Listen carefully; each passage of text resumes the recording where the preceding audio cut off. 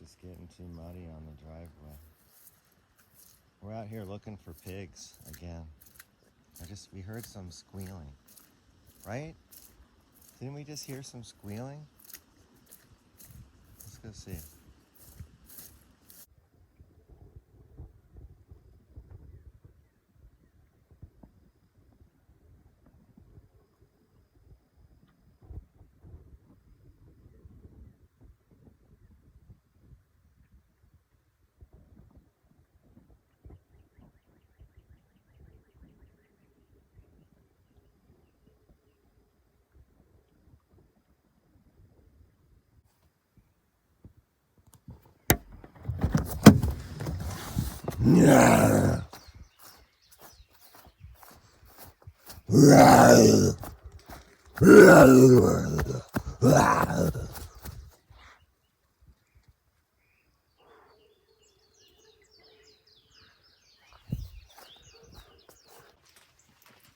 There's a chempedak up in the tree. I'm really excited about it. This is another one. There's a few down here. One of them got banged up by the pigs. This is the newest one right here. So this produced 3 or 4 last year, and one had nothing inside, one had 9 pieces inside, and one had like 16 pieces inside. And I didn't understand the pollination process exactly. It took me like the whole season last year to figure it all out, and then the timing of everything. And so this year I'm expecting much better fruit, and the taste and everything of the fruits were great. Everything is perfect, but I'm wanting more fruit. That's all. It's odd that that the tree goes into this flower cycle in kind of a colder climate, but when it's so rainy too, I don't know if that's gonna help it. I threw some micronutrients around yesterday, and I'm always throwing stuff at this tree. As you can see, it's just an organic mess underneath the tree, and it's always been getting constant organic matter thrown at it. Now here's a nice male flower that's got pollen all over it. So what I'm going to do is pick that, and then I'm going to scratch off the pollen into a jar with my brush, and then I'll take that to my female flower that I found. This is as easy as it is. I'm just brushing, and the pollen's coming off and into the jar, all the loose pollen. And let's take a look. This pollen's from a seedling of a Thai jackfruit.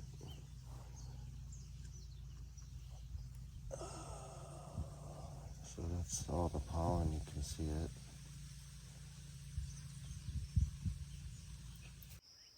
This is another chempedak, and this one is called Frankie's Round. And this has been a really hard grow here for me. It's never been easy, that's for sure. And at one point in this tree's life, I cut it all the way down to a 3-foot stump with nothing on it, no limbs, and had to restart everything because it had just gotten so lanky and just weak looking, dangly, with not many, only like 3 leaves on the ends of every branch, that I decided, okay, I'm going to do a total restart. And now this is where I'm at.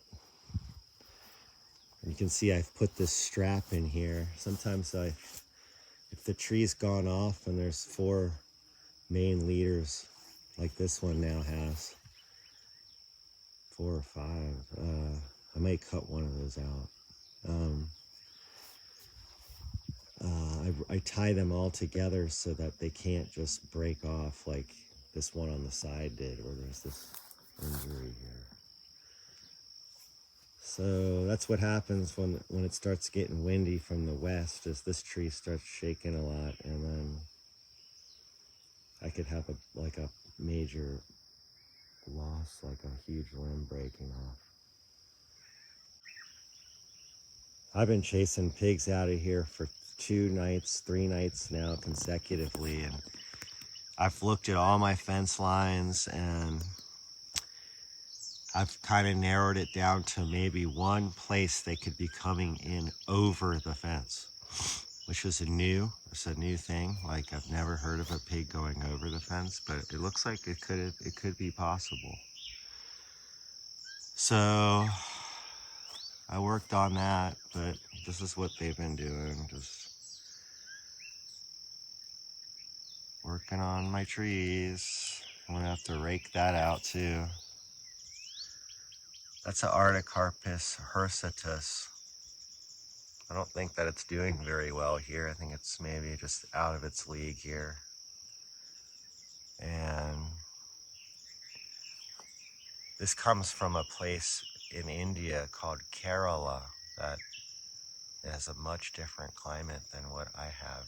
And so don't really have much of an expectation that this is going to do much for me. Even though it's similar to a meringue and jackfruit, I think it's quite more exotic, and it goes through a period every year where it looks really bad. And so I just think, I may end up removing this tree and not really caring if I have what they call them wild jacks. And I've never even had one. I've just seen all the beautiful photos on Google, and, have had dreams of, opening one myself and eating one. But it's okay. I've learned to be detached and be happy with whatever the universe here allows for me to, have. And I just try, and if I don't try, I don't cry about it if it doesn't work. This is exciting. Here is this meringue, and how it's produced its first meringue up there. And this tree came with my other meringue trees from Davao, Philippines, Mindanao Island, via Ben LaSalle, who brought the seeds to me. I see some more flowering happening, like major flowering happening. So what's funny about this meringue is I barely touched it. I think I topped it once in its life, and it's way back here in the corner of my orchard where it gets like okay light. Not the best, but okay. And it's the one flowering, and I've been pampering and pruning this other one and getting nothing out of it. So that's why I kind of have developed this idea that pruning them is probably slowing them down.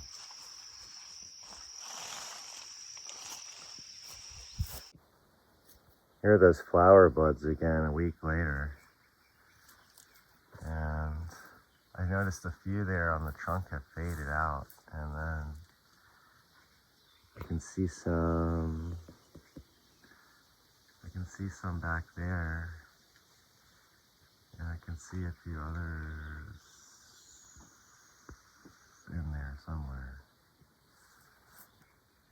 So there's actually more than I thought, especially on that back branch. There seems to be a lot on that one. You can see right there, there's a cluster.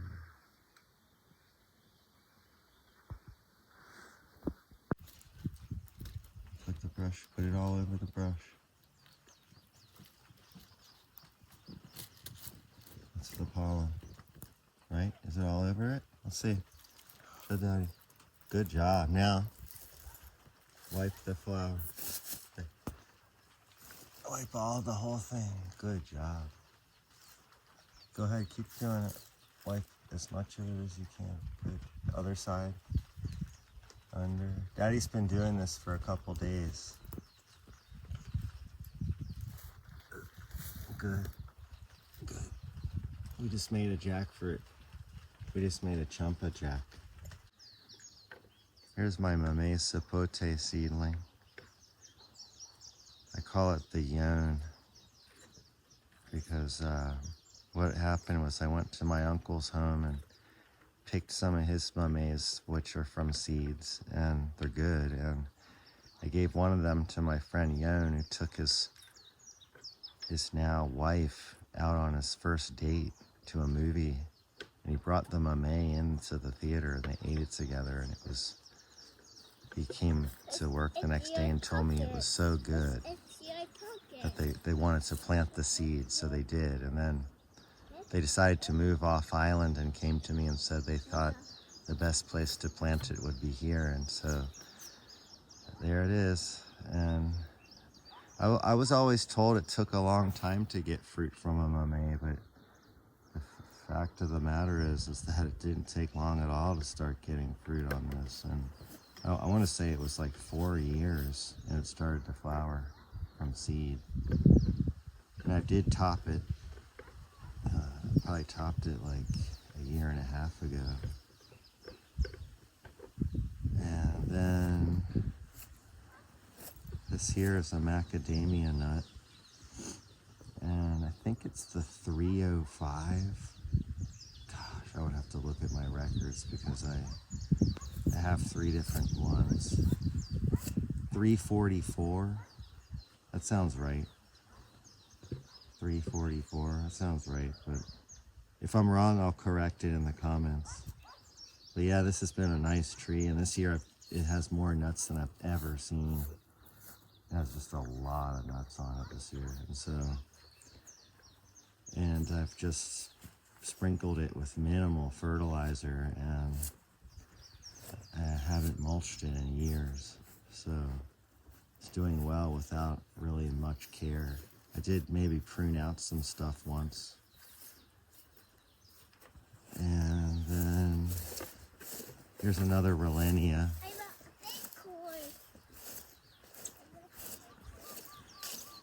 This is another Rolenia that I'm not that thrilled about, but it leads to this Borneo red jackfruit that is starting to do some like stuff. So it's got like a lot of, even though I just massively pruned it, it's flowering heavy. So I feel like I did the right thing, but also I think like next year this thing is gonna just like crank. So I mulched it and I fertilized it, and I've been out here, we've been hand pollinating it regularly. So it has been raining a lot, so I don't know how that affects the pollen or what, but we're super excited about having Borneo red, because last year the fruits were really good, like big arils, thick arils, good flavor, crisp texture, very low latex, but not, I don't think it was latex-less, but it was still very low for a jackfruit. So I'd say Borneo Reds is a winner. I know there's another farmer here in Kalapana, Kaimu, that has a fixation on Borneo Red. So much so that he planted 100 seedlings at his place. So, so if you can find a Borneo Red, I would say get it, grab it, over any of these others that you see here, which are golden nugget, black gold, or Zeman pink, none of which are very good jackfruits for our area. So I hope that's best advice that you'll take. I know it won't be easy to find one of these, but you won't have an easy time finding any grafted jackfruit. I've cut this one too a few times, and that's why it's pretty short for how old it is. But actually this is like only like 5 years old, and it's pretty awesome already. So what's cool about it is it's growing on a very large hill, like mound that I made, or, I'm sorry, a berm. And so it's on like the peak where like the trunk is actually in the soil is probably 7 feet off the ground. And one guy thought, oh, your durians are all going to blow over in the wind, and who knows? That's why I keep them strapped to these posts. If there is some heavy wind, I don't want anything, I don't want a disaster. So it's kind of like doing this trellis method in a way. It's just I'm strapping them upright instead of at a 45-degree angle or whatever it is. And I do the same kind of stuff, prune them, and do some serious pruning during the year. So anyway, that's my patruk. Patruk is like a Pinocchio kind of character in Indonesia. So I imagine the durian's kind of long. That's what I think I've read, is that it's a long durian. And Lindsay's eaten it at Frankie's, and she rated it. It just seemed like it was pretty average for her, like nothing out of the ballpark, just pretty average for a commercial durian. This is a chempedak grafted. It's a selection by Frankie over on Oahu, and he and his wife went on these adventures finding these genetics and bringing them back to Hawaii. So I'm very grateful. This is called the Sarawak seedless. So it's true that I once did buy a chempedak at a market in Kuching, Malaysia, and I bought two, and they looked identical, and they were the same size, and we took a picture of them. And when we opened one, it was your normal chempedak. When we opened the second one, there were no seeds inside the fruits. So I was told I probably wouldn't get that experience because I have so many jackfruits and chempedaks and chempejacks over here at my place. But it's interesting that, you know, someone else might get seedless ones at their place. They just were planting one tree, and pretty excited to see what this produces. I just have a feeling it's going to be this really high quality chempedak. It looks really healthy, and I try to prune it because this is a windy, kind of vulnerable. It's vulnerable to wind. This whole area is vulnerable to wind. I've got these wind blocks covered back here, but occasionally the wind shifts from the east to the west, coming from the west, and that's where my orchard can get really slammed. This is a jackfruit from Florida again, where the person who created this jackfruit came to Hawaii, went to Frankie's, bought I think it was called SGS Red jackfruit from the fruit stall, took the seeds back to Florida, planted 16 trees, selected 2 of them. This is one of them. He named it Jackabella. Dropped the red color. And it's been this gorgeous, amazing tree, right? Gorgeous, amazing tree. And I finally had found my first female flower.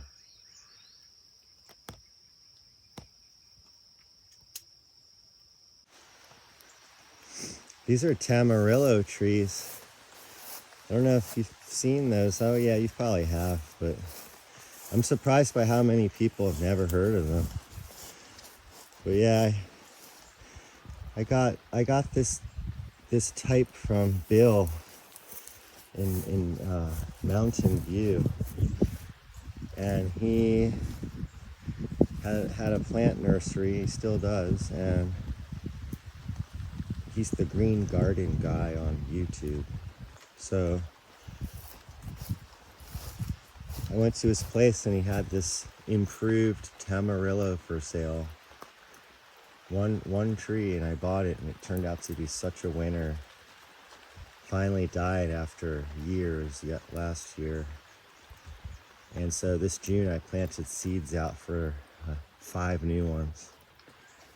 And pretty excited to see how they turn flat. They're flowering very fast.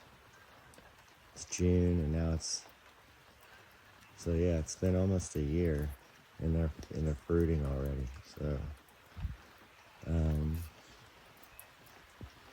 I topped them, and I got to clean up these trees though and get all these lower leaves need to be removed. I've been watching videos about this, and yeah, this is the time I should be coming through, removing all these low leaves, inner leaves that aren't really getting light, and let the tree just focus on the fruit and get these beautiful clusters. I mean, the previous tree had beautiful clusters on it.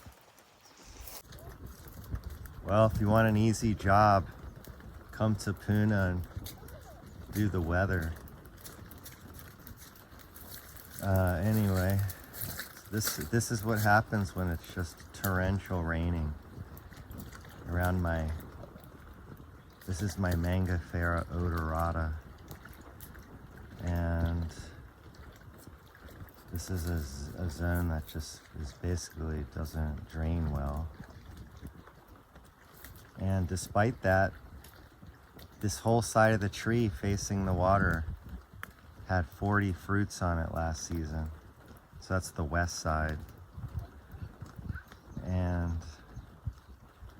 so that was like exciting for us here, because I didn't know for sure I would even get mangoes, but I got 40 and they were delicious. And everyone I gave one to came back to me and said it was like the best they had had. This is Musang King, which is one of my newer durians. And it's my 4th attempt at growing a Musang King. So my fingers crossed. This one's so delicate, it's so small. Let me just get the comfrey off. It's small and it's been so wet but I think despite it, the situation, it's gonna be okay. Just shot off some new leaves. So I planted that in honor of my mother when she passed, and it's a really nice hole. I'm really happy with all the comfrey around it, and just hopefully that tree works out for Mom. That's the odorata from this angle. I know, you're gonna walk through it? It's another one. It's a smaller one. You can walk through that one. This is a hole too that is pretty amazing, but for whatever reason, the last 2 trees I've put in here didn't work out. So I don't know what's up, but it was like, the first one someone gave me was a Durio oxalanus, or oxalanus, and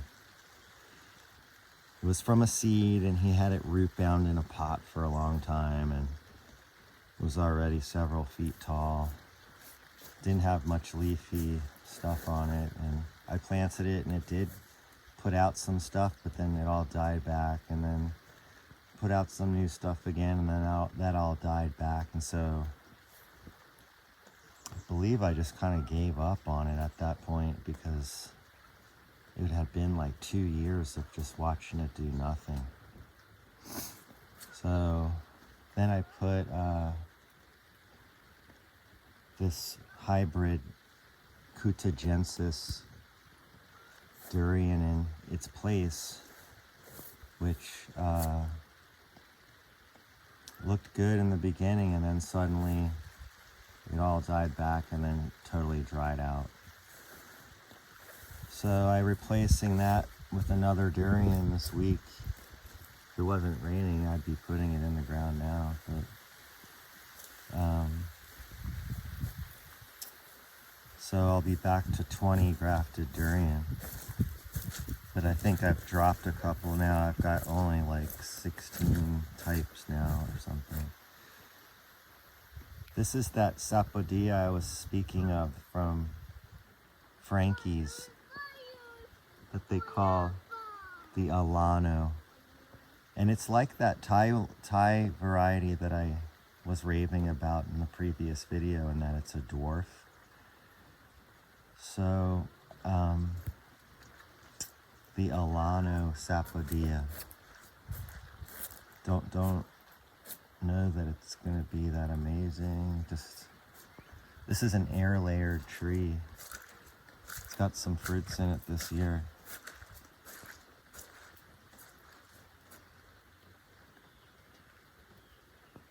I'm sort of excited about this. Maybe I think it's very productive, so maybe it'll impress me.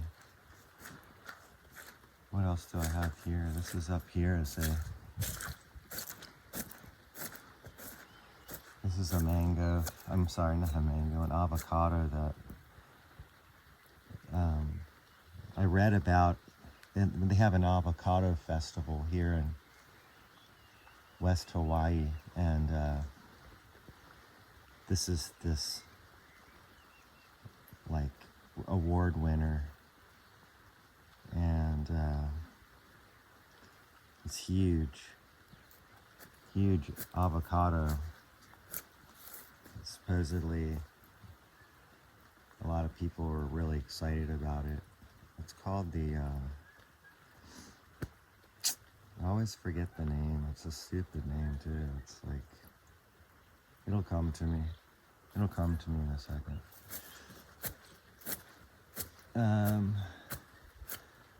This is another durian that I'm actually really excited about, because it's very mysterious, and it has these like old genetics from, I don't know, Indonesia or Malaysia, who knows, where the University of Hawaii had brought the seed in, and then I think they planted some themselves and sold off the rest of the seedlings that they had to the public. And out of the ones that were sold and planted, there's the famous Pohakawalani durian and Hilo tree, and the fruit's amazing.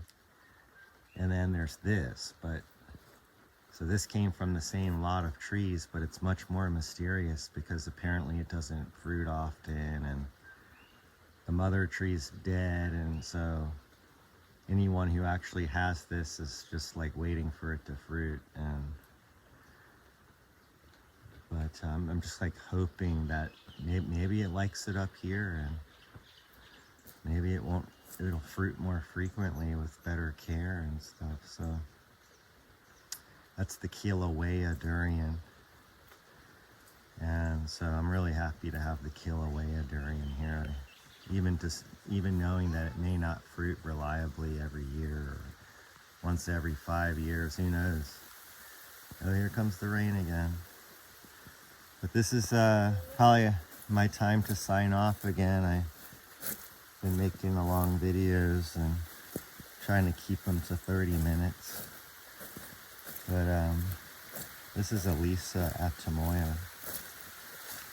And this is some lychee that kind of got just It kind of ruined the crop, all this rain. It's been a lot of rain here.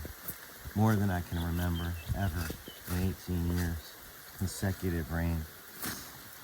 These are some citrus, more Kaimana lychee. There's a mulberry.